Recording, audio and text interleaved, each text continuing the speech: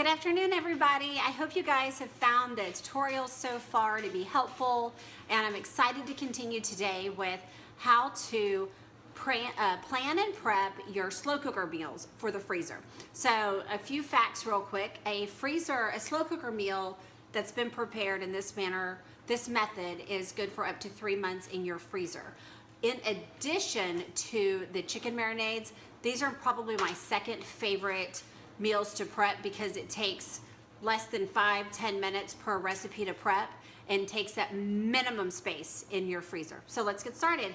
Today's recipe is the Chinese chicken Crockpot Chinese pepper steak with green peppers and onions. So I have already got all the ingredients prepped and ready to go.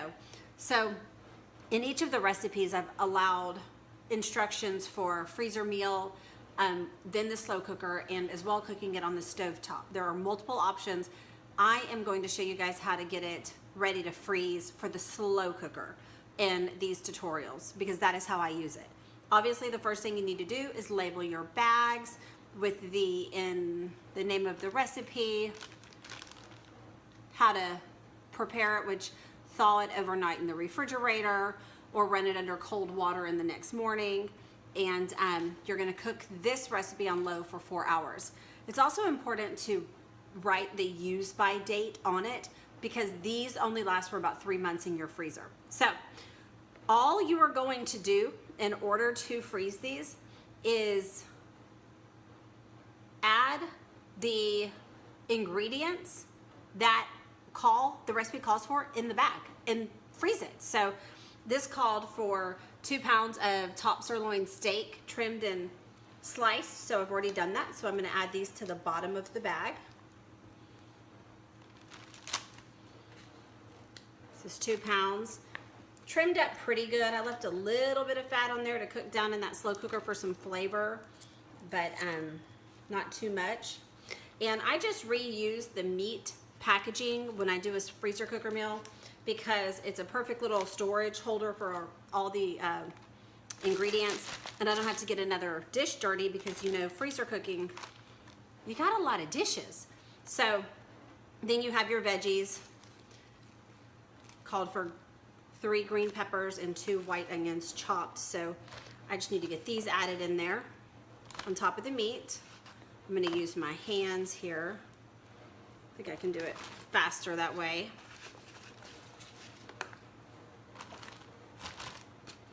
And if you're like me, you typically have a dog in the vicinity of you freezer cooking, so your floors are probably going to stay pretty clean as they start picking up anything you drop.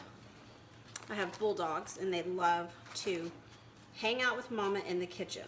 So, okay, there's the meat, the onions, and the green bell peppers all ready in the freezer stand bags, the bag holder.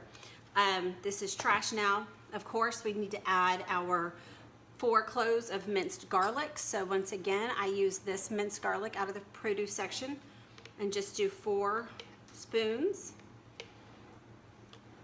I love garlic, so you can never go wrong with garlic in my opinion. And half a cup of soy sauce. I've already measured that out.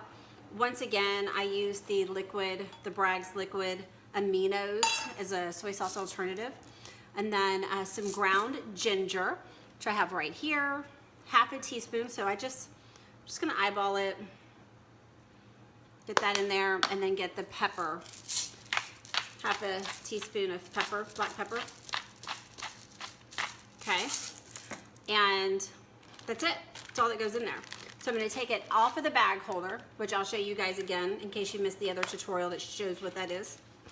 And you're gonna get the air out as much as you can, just like those chicken marinades if you watch those tutorials. Make sure this thing has a great seal on it, super important. Then we're gonna turn this thing upside down and get it blended really well together. They do not have to stay in a layered section. You can keep them layered. I just like to get the marinade on every component of the freezer meal because I'm telling you, I have made soups and stews and chicken and crock-pot meals, and the longer they sit in any type of a marinade before you cook it, I promise you, it's so much more flavorful. So I'm gonna squeeze out the air. You see how I just pushed down on the bag, got the air out? And then I'm gonna squeeze as I go, zip it up, get that last bit of air out of there, and that's it, voila, that's it. That's one slow cooker meal, totally ready to go. You can see this thing freezes flat. Let me smack it a little bit. It freezes flat, so I just layer these one on top of the other in my freezer on a shelf, and you can see how thin they are. So these last great in the freezer. In fact, let me show you one that I've already made. It's not a slow cooker meal, it's actually my spaghetti sauce that I make.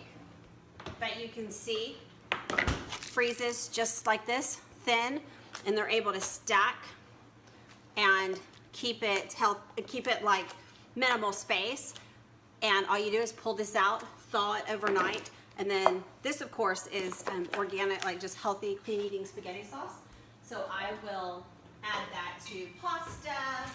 I will use it in my, zucchini lasagna recipes. It's just a really good base spaghetti sauce. So you see how they freeze? They freeze great, no freezer burn, and voila, there's the slow cooker meal.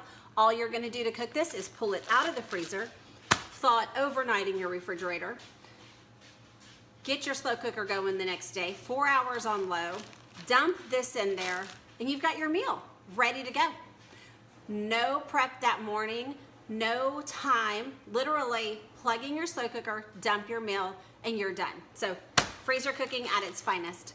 Okay guys, look forward to seeing you in the next tutorial. Bye.